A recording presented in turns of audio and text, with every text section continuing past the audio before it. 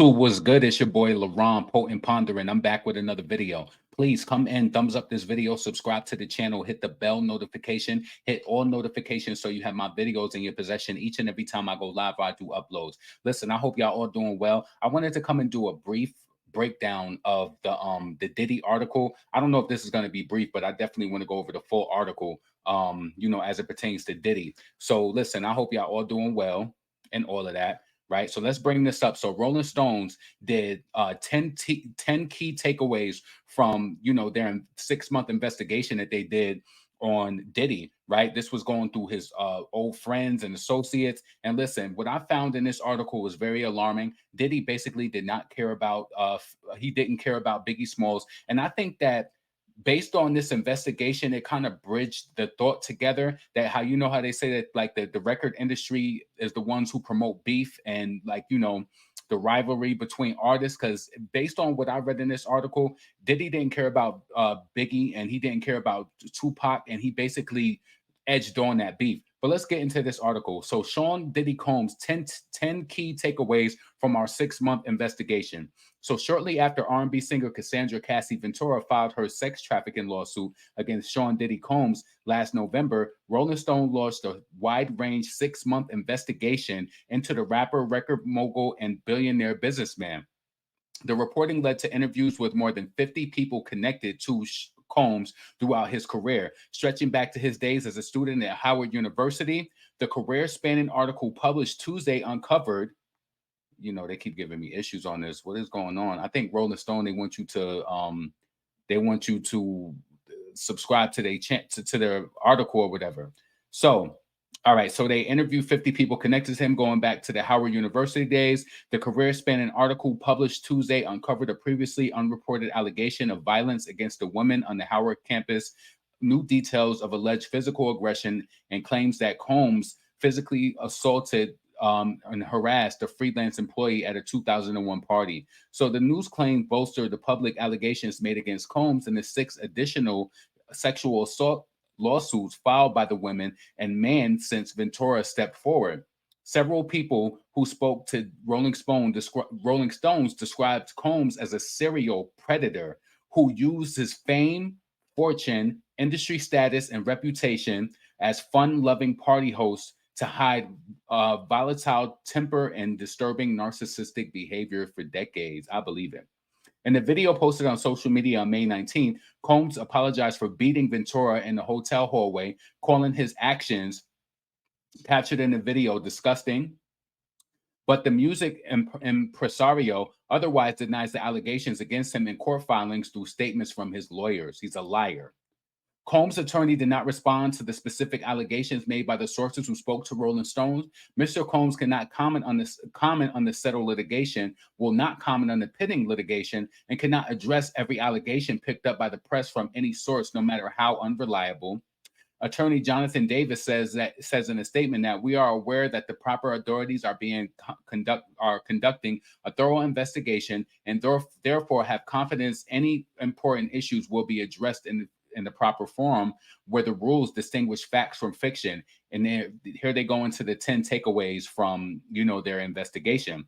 So number one, the abuse allegations against Combs date back to his college years. I went over some of this in my video I uploaded today. If you haven't checked that out, make sure you check that out. Also, make sure you click around my channel, check out my story times. So at Howard University, Combs became known for hosting rowdy weekly parties, but several women remember him before for an alleged incident outside of the school dorm. One classmate tells Rolling Stones that Combs showed up outside of a woman's dorm one night and began screaming for a girlfriend in a belligerent manner. Other women in the dorm quickly began running through the halls, knocking on doors in a panic, according to the source.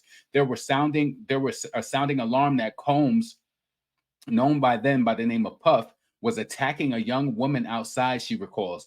Puff is out here acting crazy.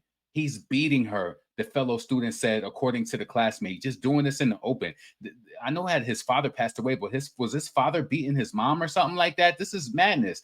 He screamed and hollered and acted stone fool until she came downstairs, says another student who witnessed the beating. She says that Combs used what appeared to be a belt to strike the young woman all over the place. Speaking on the condition of the anonymity due to the sensitive nature of the incident, the witness says Combs appeared super angry and was screaming at the top of his lungs, adding that he whipped her butt, like really whipped her butt, like she was his child. That's crazy. The witness says that the woman was clearly terrorized. She was trying to defend herself a little bit. She was crying, and we were telling him, get off of her. We were screaming for her. A third source also recalled the alleged assault to Rolling Stone. The woman at the center of the alleged attack declined to speak with Rolling Stone. So she's still around. She's still alive. Dang, I know she happy that, she got away from him. All right, this is the second, point of their investigation. Combs allegedly beat a music executive bloody over the man's relationships with Combs' ex, Kim Porter, who we believe that he has some involvement into her, demise. So in 2000, Porter's fledgling courtship with the late music executive Shakira Stewart enraged Combs. When the industry gathered for L.A. Reid's wedding in Italy that summer, Combs went to Stewart's hotel room after the ceremony and allegedly broke a chair over Stewart's head. Stewart's mother and two of his close friends tell Rolling Stone he left him bleeding on the hotel floor in Italy. Stewart's mother, Portia, says he had to have stitches, and then Combs threatened him, I'm going to KILLU. That's when I said, you need to get out of this business. This man is crazy. What? Diddy? Diddy is a devil. He's a devil. Wow. And you see how all of the rumors are saying what he did to Kim Porter too, how he mistreated her, and what that woman was saying that he was trying to get her to lick Cassie's tampon. Listen, this is madness. So people will mistreat you, not want you to get with somebody else, and then try to take out another person who you're dealing with. Madness. So this is the third point of their investigation. Combs sexually harassed a business associate at a 2001 party. Damn, I graduated high school in 2001. So after Combs' acquittal in the shooting incident at New York club, he went to a Peninsula hotel where he was throwing a massive bash to celebrate the verdict. Anna, a freelance graphic designer working for Bad Boy's marketing team, says Combs approached her and began to massage her shoulders. The woman requested a swatum, citing fear of retribution. I'm getting touched down on my shoulders, my arms, my back. He's like, oh, you like that? I know you like that. Like, really, really gross. Anna recalls sharing her story publicly for the first time. I was like, no, not so much. And I floated my way out of there. Shout out to Anna for getting up out of there before he would have told you to get on his knees and please the phallus and all of that. So Anna says that she avoided Combs for the rest of the night. Well, weeks later, her boss' girlfriend confided that Combs allegedly approached the boss the night of the party to solicit me for SCX. Anna says a friend who confirmed to Rolling Stones that Anna told her about both encounter and the proposed arrangement when they began working together a few years later. The boss did not respond to Rolling Stone's request for an interview, and the girlfriend declined to speak. These people is mum.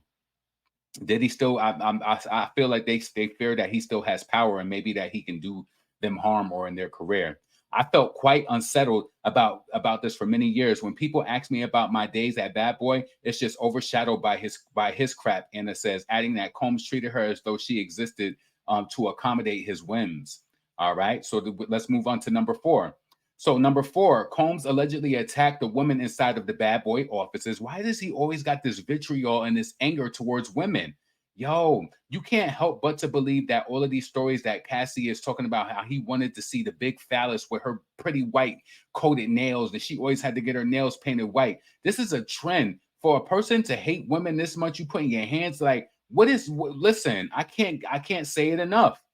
Combs allegedly attacked a woman inside of the Bad Boy offices. All right, so Burroughs says that he once saw Combs physically assault a woman inside of the Bad Boy offices in 1994. He and another ex-employee tell Rolling Stone that they had to tear Combs off of the woman after hearing screams and the sound of shattering glass. The woman declined Rolling Stone's request for comment.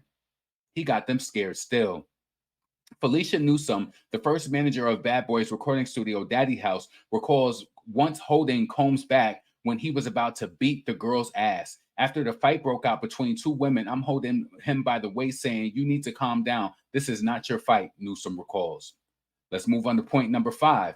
3 accusers speak out for the first time. It isn't about the money.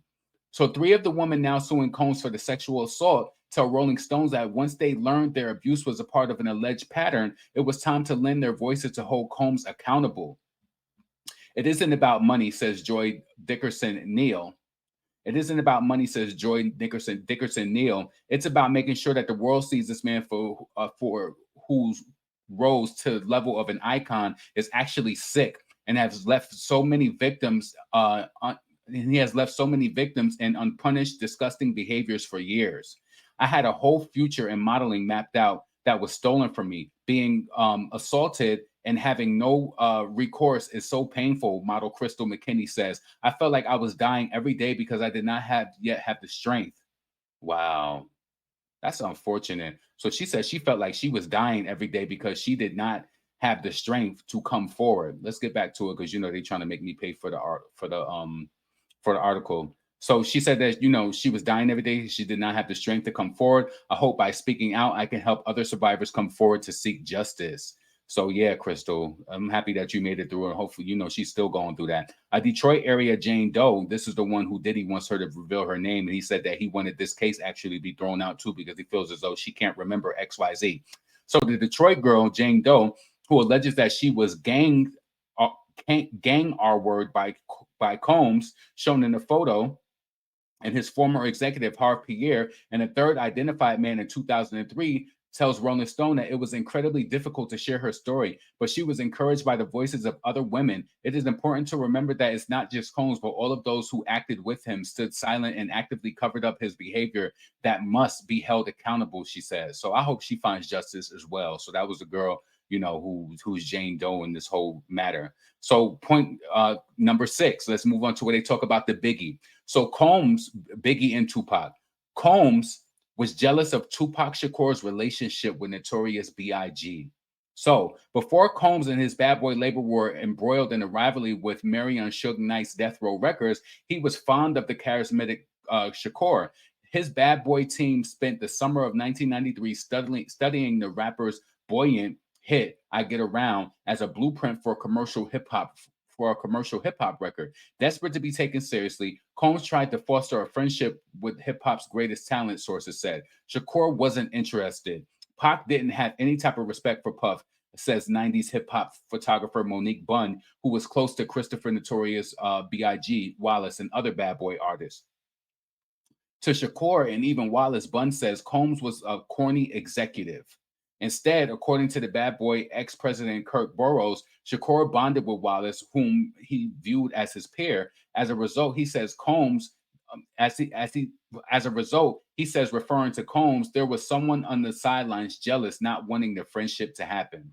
All right. So number 7, and that speaks volumes in regards to everything as it portrays to Biggie.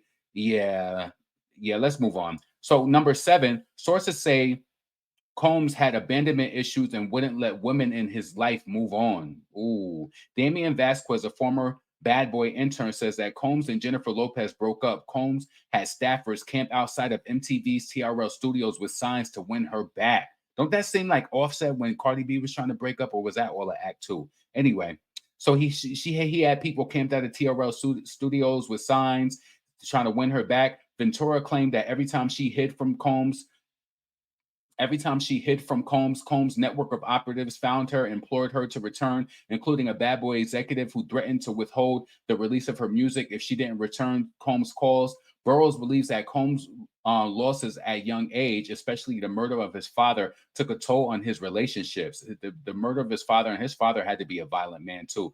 Rest in peace to him, and I don't want to speak ill of the dead, but he had to be some sort of man for him to be putting his hands on women like this. This must be the norm.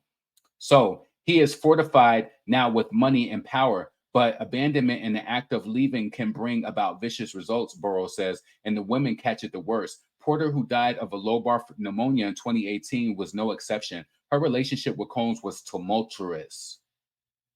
According to the 2 sources who claim Combs physically abused her. So they're saying that if he physically abused her. I remember Kim used to go through a lot of stuff. Former Bad Boy rapper Mark Curry says if you live around them, you get to see. All right. So, you know, Mark Curry, he has made comments before in the past about, I think he has a whole book on Diddy as well. So, yeah. All right. So, Mark Curry says that if you live around him, you get to see the toxic relationship. I think every relationship he had that I experienced around him was like that. After their breakup, Combs refused to let her move on. Porter told Essence he still called 50 to 60 times a day, she said. It was like my life was not my own. He was very, very intrusive. Yep, he probably ain't want her to tell the secrets that she knew about him. I'm pretty sure it was something, you know, involving that. Who knows what Kim knew? You know, she's working on that tell-all book. So let's move on to point number 8. Combs quickly sought the spotlight after Biggie's death. So, just weeks after Wallace was murdered in March of 1997, Combs ordered LaJoyce Brookshire, the former director of publicity of Arista and Bad Boy, to focus all efforts on Wallace's upcoming album, Life After Death. Combs denied Brookshire's request for time off to process her grief and instead demanded that she work until the album was number one. Bastard. Number one. Top 10, top 10, top 10, she recalls. It sold nearly 700,000 copies in the first week. When Rolling Stones approached Bad Boy about a cover opportunity a few months after Biggie's murder. This is key. Listen to this. Rolling Stones approached Bad Boy about a cover opportunity a few months after Biggie's murder. Burroughs claims that he advocated for the late rapper to take the spot. I was telling Sean, let's make it Biggie. You still have a chance for a cover in the future, Burroughs recalls. He's like, no, he's dead. I'm putting out the No Way Out album in July. I need to be on the cover of Rolling Stone.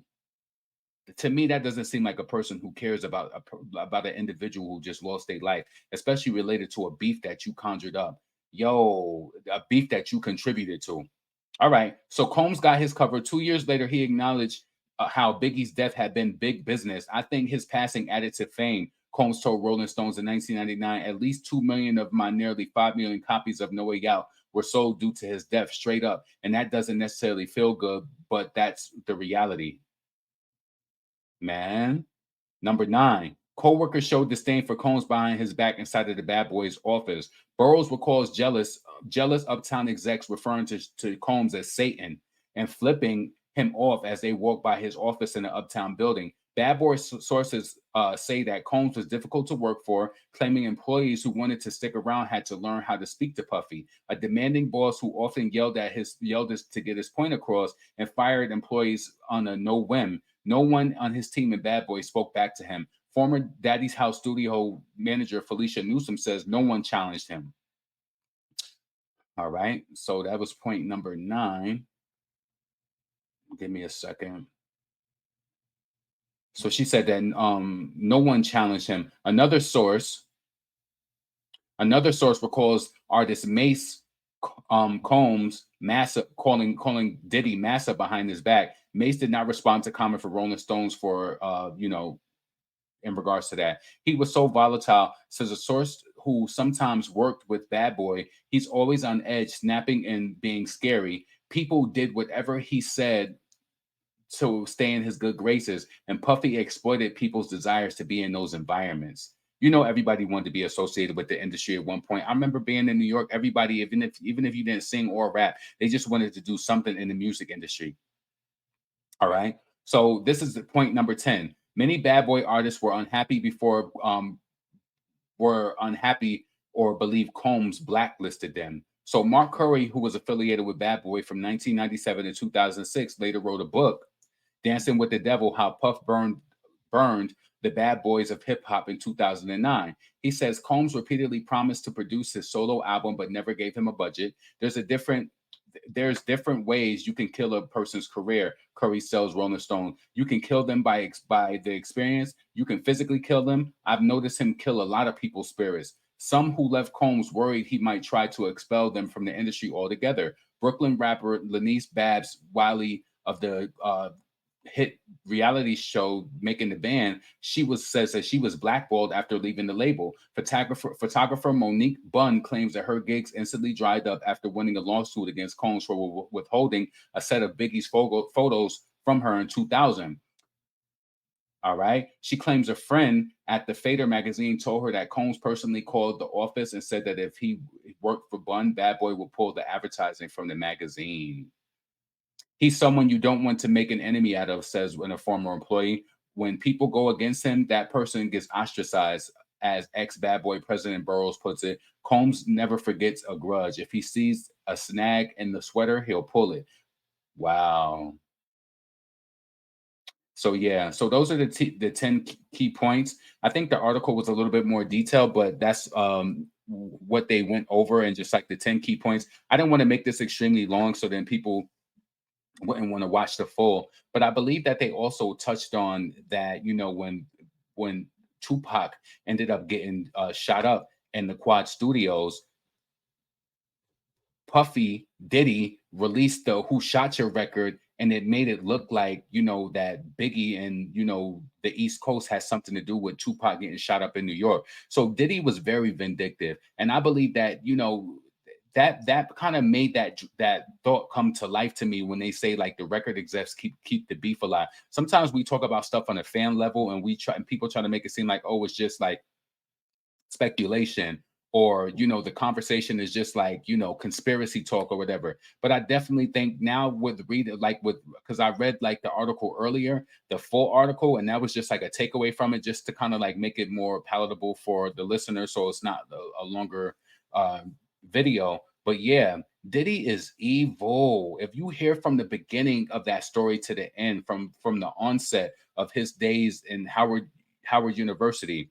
I don't know what year did his dad die. I gotta look into that. But it seems like he's always been a vicious man. Like, listen, and what they tell you, what goes up will come down. And I believe that this is just I don't want to say it's the death of his career, but he's getting everything that's due at this current moment. So listen, I believe that there's other things that happened in this industry with Diddy, and certain people is just not going to speak on it. Like Little Kim, she had an issue with Diddy for a while. I know for a fact that Foxy Brown had an issue with Diddy. Foxy had a tubal pregnancy in the early 2000s when